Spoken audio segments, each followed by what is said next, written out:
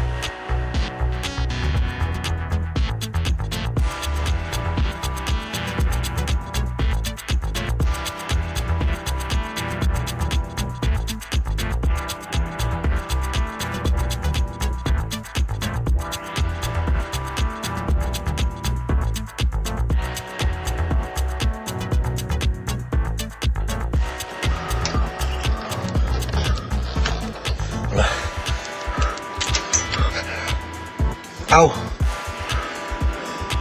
¿Y eso? A ver, flexionas un poquito las rodillas. Ah, sí. Muy bien. Me llamo Luis. Muy bien, cielo.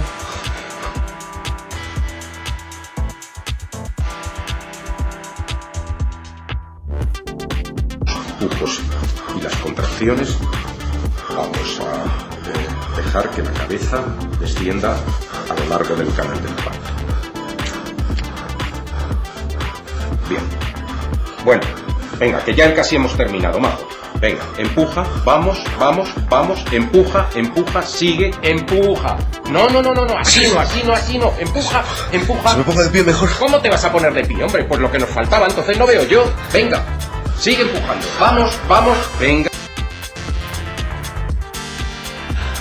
Es un nudo. ¿Puedo verlo? Está bien, está muy bien. ¿Dónde está? ¿Dónde está?